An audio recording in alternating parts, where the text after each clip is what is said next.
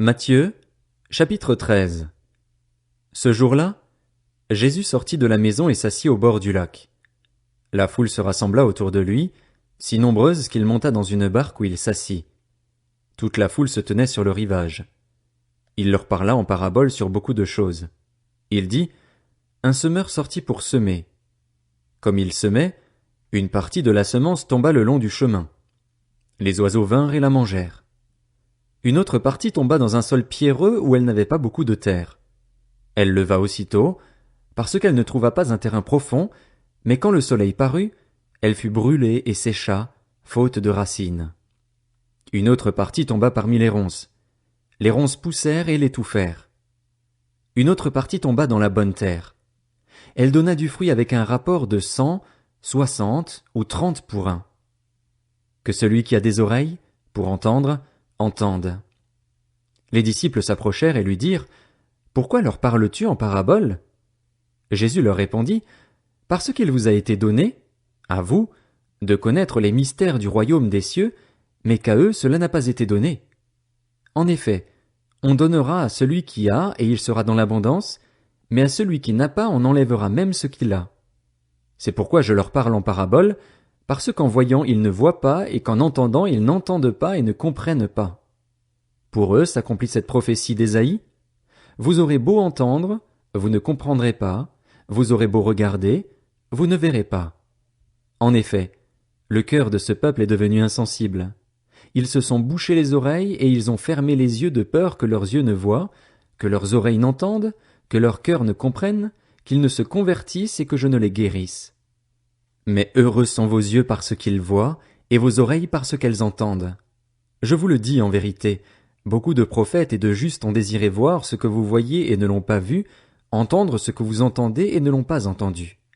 Vous donc, écoutez ce que signifie la parabole du semeur. Lorsqu'un homme entend la parole du royaume et ne la comprend pas, le mauvais vient et enlève ce qui a été semé dans son cœur. Cet homme est celui qui a reçu la semence le long du chemin.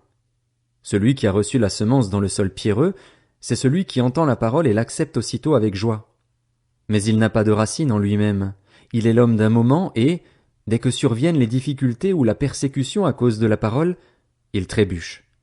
Celui qui a reçu la semence parmi les ronces, c'est celui qui entend la parole, mais les préoccupations de ce monde et l'attrait trompeur des richesses étouffent cette parole et la rendent infructueuse. Celui qui a reçu la semence dans la bonne terre, c'est celui qui entend la parole et la comprend. Il porte du fruit avec un rapport de 100, 60 ou 30 pour un. Il leur proposa une autre parabole. Le royaume des cieux ressemble à un homme qui avait semé une bonne semence dans son champ.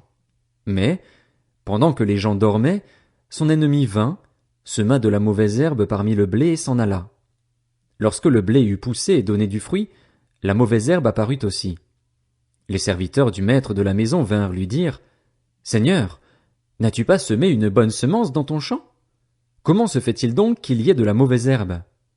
Il leur répondit, « C'est un ennemi qui a fait cela. » Les serviteurs lui dirent, « Veux-tu que nous allions l'arracher? » Non, dit-il, de peur qu'en arrachant la mauvaise herbe, vous ne déraciniez en même temps le blé.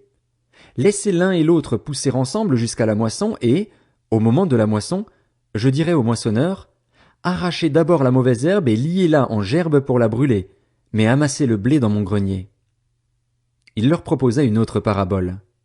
Le royaume des cieux ressemble à une graine de moutarde qu'un homme a prise et semée dans son champ. C'est la plus petite de toutes les semences, mais quand elle a poussé, elle est plus grande que les légumes et devient un arbre, de sorte que les oiseaux du ciel viennent habiter dans ses branches. Il leur dit cette autre parabole. Le royaume des cieux ressemble à du levain qu'une femme a pris et mis dans 3 mesures de farine pour faire lever toute la pâte. Jésus dit toutes ces choses en parabole à la foule, et il ne lui parlait pas sans parabole afin que s'accomplisse ce que le prophète avait annoncé. J'ouvrirai ma bouche pour parler en parabole, je proclamerai des choses cachées depuis la création du monde. Alors Jésus renvoya la foule et entra dans la maison. Ses disciples s'approchèrent de lui en disant, « Explique-nous la parabole de la mauvaise herbe dans le champ. » Il leur répondit, « Celui qui sème la bonne semence, c'est le Fils de l'homme.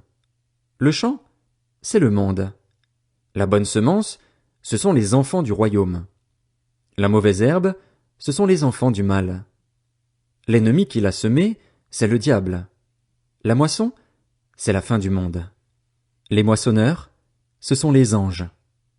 Tout comme on arrache la mauvaise herbe et la jette au feu, on fera de même à la fin du monde. Le Fils de l'homme enverra ses anges. Ils arracheront de son royaume tous les pièges et ceux qui commettent le mal, et ils les jetteront dans la fournaise de feu où il y aura des pleurs et des grincements de dents. Alors les justes resplendiront comme le soleil dans le royaume de leur Père. Que celui qui a des oreilles pour entendre, entende. Le royaume des cieux ressemble encore à un trésor caché dans un champ.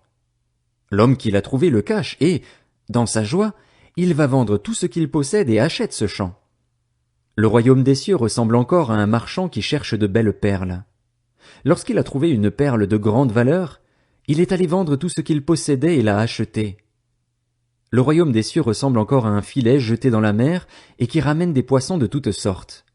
Quand il est rempli, les pêcheurs le tirent sur le rivage et s'asseyent.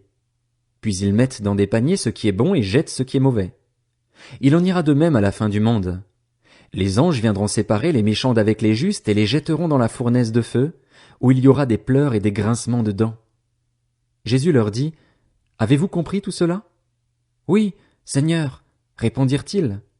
Et il leur dit, « C'est pourquoi tout spécialiste de la loi instruit de ce qui concerne le royaume des cieux ressemble à un maître de maison qui tire de son trésor des choses nouvelles et des choses anciennes. » Lorsque Jésus eut fini de dire ces paraboles, il partit de là. Il se rendit dans sa patrie, et il enseignait dans la synagogue, de sorte que ceux qui l'entendirent étaient étonnés et disaient, « D'où lui viennent cette sagesse et ces miracles? N'est-il pas le fils du charpentier? N'est-ce pas Marie qui est sa mère? Jacques, Joseph, Simon et Jude ne sont-ils pas ses frères? Et ses sœurs ne sont-elles pas toutes parmi nous? D'où lui vient donc tout cela? » Et il représentait un obstacle pour eux. Mais Jésus leur dit, « Un prophète n'est méprisé que dans sa patrie et dans sa famille. » Il ne fit pas beaucoup de miracles à cet endroit à cause de leur incrédulité.